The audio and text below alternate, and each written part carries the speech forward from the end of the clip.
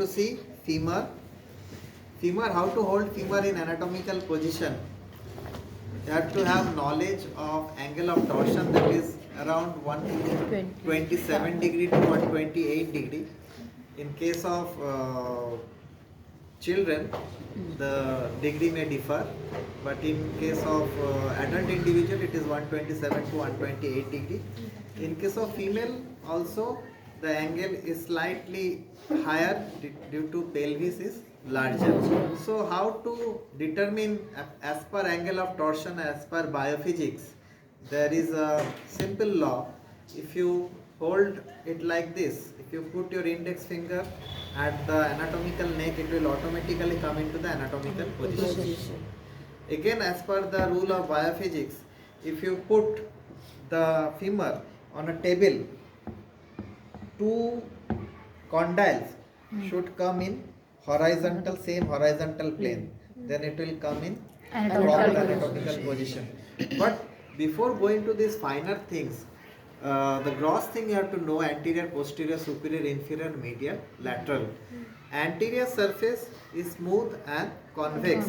Posteriorly you will be able to see linea aspera, which is also posterior border, but it is thick and it has got some lips, so it is specially named as linea aspera.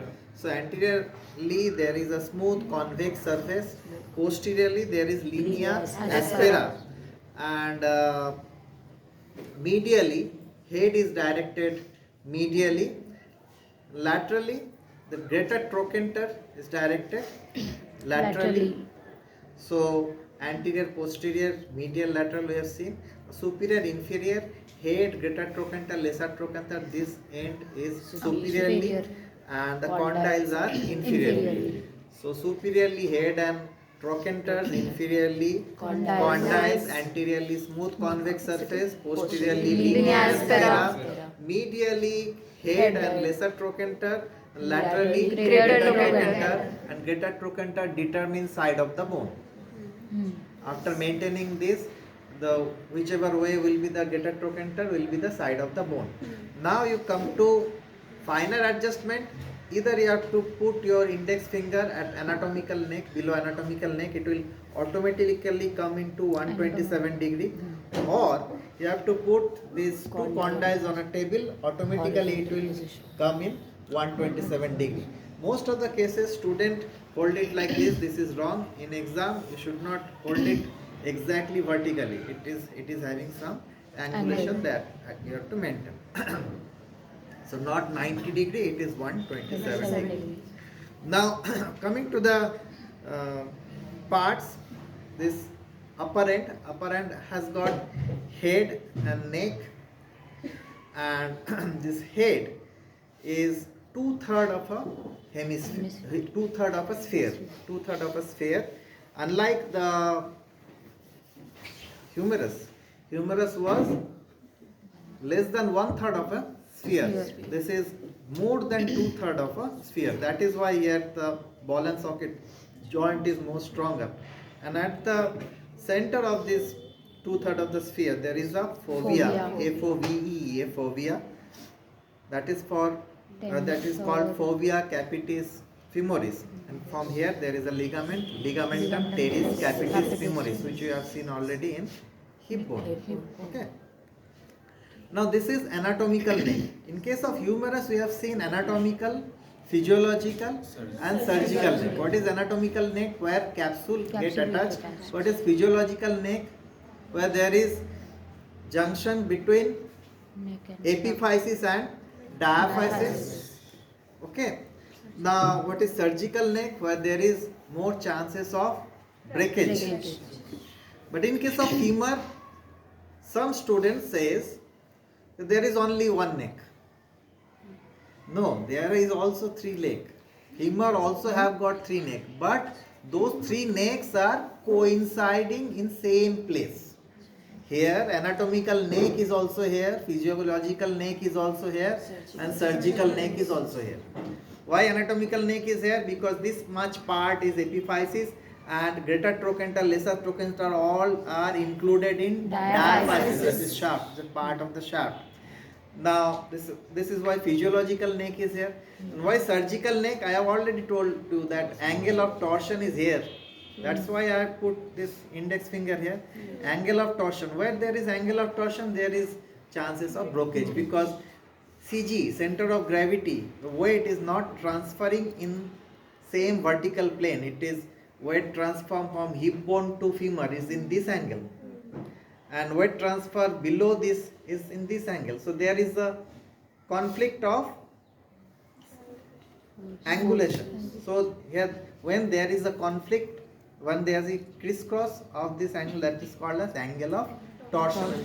Here also it is very narrow. 2 point, it is narrow. And second thing, here there is weight transfer is not vertical. There is an angulation creation, and due to that angle of torsion, here there is more chances of breakage. So anatomical neck, physiological neck, surgical neck, all three are at the same point.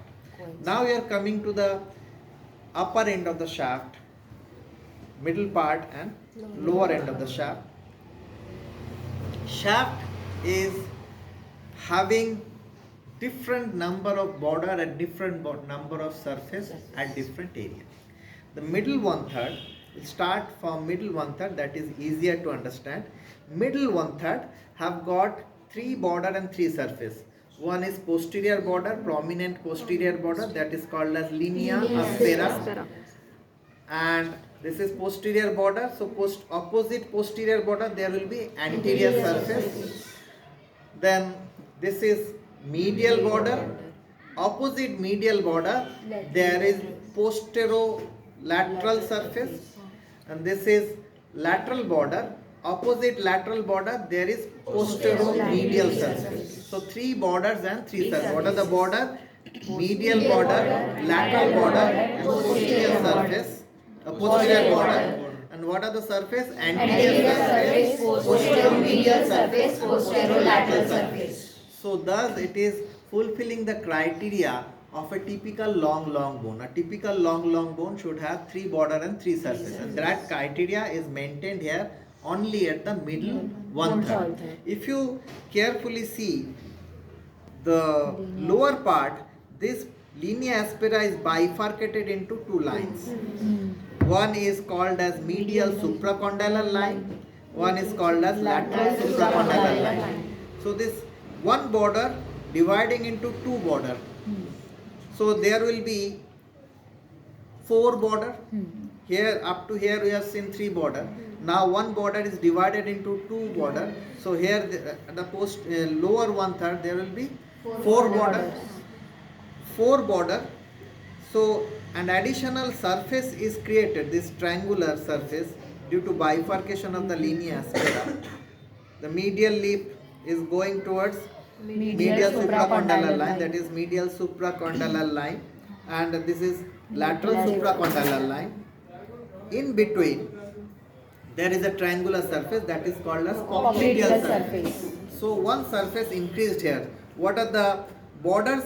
Borders, see, medial border continues here also as medial border. Lateral border continues here also as lateral border. The posteromedial surface gradually becoming as medial surface. Posterolateral surface gradually becoming lateral surface. Posteromedial surface gradually becoming medial surface, and posterolateral surface gradually becoming lateral surface, and in between them there is another surface that is called as popliteal surface. So 4 border, 4 surface. Medial border, lateral border, medial supracondylar line, lateral supracondylar line, 4 surfaces, anterior surface, medial surface, popliteal surface, lateral surface. So 4 border, 4 surface in lower 1/3 of the shaft. Coming to the upper 1/3 of the shaft. Here again the medial lip and lateral lip of this linea aspera getting departed. Here there is a bifurcation, and one is going as gluteal line. Recently I have seen gluteus maximus getting attached here, and one is going towards this lesser trochanter as spiral line. So between this gluteal line and spiral line there is another triangular surface which is called as posterior surface. So here also one border divided into two borders. So here also there are four borders is created and another surface is created, that is posterior surface. This triangular surface is called as posterior surface and this triangular surface is called as popliteal surface. So at upper 1/3 you get medial border, lateral border, gluteal line and spiral line. Between gluteal line and spiral line there is posterior surface. So upper 1/3 there is also four border and four surfaces. Coming to the upper end, this upper end have got one greater trochanter. What is a trochanter? A large, irregular, non-geometric, rough elevation is called as trochanter. If it is smooth rounded, it will be called as tuber. Okay, and this is lesser trochanter. Now this greater trochanter and lesser trochanter are connected by two elevated line. Anteriorly it is called intertrochanteric line and posteriorly it is called as intertrochanteric crest. Intertrochanteric line and intertrochanteric crest. Okay. So, and this is greater trochanter. Now just below this upper border of greater trochanter there is a trochanteric fossa. Here you can see just below the upper border of greater trochanter there is trochanteric fossa. It gives attachment to some muscles, we'll see later on. Now coming to the lower end, at lower end you'll get there is two condyles. One is medial condyle and one is lateral condyle. These two condyles are connected by a line that is called as intercondylar line, and in between these two condyles there is a fossa that is called as intercondylar fossa. So now it is clear the popliteal surface is bounded by medial supracondylar line, lateral supracondylar line and intercondylar line. And here there is a fossa that is called as intercondylar fossa. Okay. Now here you can see two attachment, that is these are attachment for gastrocnemius. Now if you see here there is at the medial end there is a tubercle that is called as adductor tubercle, which is attachment of adductor magnus. Okay. Now coming to this attachment at linea aspera, it is giving attachment of intermuscular septums.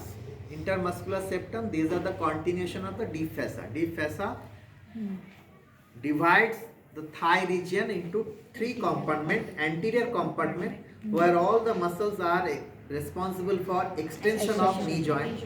Posterior compartment where all the muscles are responsible for flexion of the knee joint, and medial compartment where all the muscles are for adduction. This anterior compartment is supplied by femoral artery, femoral vein, femoral nerve. Medial compartment is obturator artery, obturator vein, obturator nerve, and posterior compartment is the sciatic nerve. So thus this compartment, if you read as per compartment, it is very easy. And those compartments are getting attached to linea aspera along with some muscles, and that is why this thick line is formed. So what are the compartment attached here? Medial intramuscular compartment at medial lip, lateral intermuscular compartment and posterior intermuscular compartment. Three muscular compartment are attached here. Now along with this, along with medial lip there is one origin of one muscle, that is vastus medialis. It goes beyond here along spiral line up to this trochanter, that is the origin point of vastus medialis. And vastus lateralis along this lateral lip of linea aspera and goes along this up to this surface, this trochanter. Anteriorly there is vastus intermedius, and rectus femoris we have seen it takes origin from upper margin of acetabulum. So these four muscles together forms quadriceps femoris. Vastus medialis, vastus lateralis, vastus intermedius, and rectus femoris above. These four muscles together form quadriceps femoris. Now coming to the gluteal muscle. Gluteus maximus take attachment mostly here at gluteal tuberosity. Now the gluteus medius and gluteus minimus, they take attachment insertion at this trochanter. Here there is attachment of gemellus superior, gemellus inferior, obturator internus and obturator externus. Okay? In reality show nowadays you see OG performance.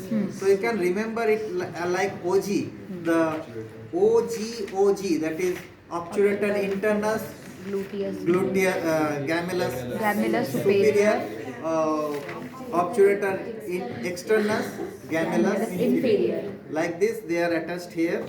And also at the tip there is gluteus medius and here gluteus minimus. These are the insertion here. And here there is attachment of capsular ligament, but along with this some fiber. This is attachment of capsular ligament. Now we know there is attached hip joint have attachment of iliofemoral, ischiofemoral and pubofemoral ligament. Those ligaments are attached near this. On posterior aspect you will see ischiofemoral ligament and those fibers. So they are on posterior margin and anterior margin. Those iliofemoral ligaments, those are attached here. So after capsular ligament, those ligaments are attached here. And there are some small muscles in between these two intermuscular septum. There is adductor longus, adductor brevis. Okay. Then there is biceps femoris. Biceps femoris along with this linea aspera, then going like this below, along with this supracondylar line. So these are some major attachment. Here you can see two small muscles. These two are articularis genu. These two are small muscles, articularis genu. These two are origin of gastrocnemius. Medial head of gastrocnemius, and here lateral head of gastrocnemius, which is the main muscle of cuff. Okay, the outer layer of cuff muscle. There are three muscles in cuff, that is gastrocnemius, soleus and plantaris. The outer bulkiest part is gastrocnemius, which has got two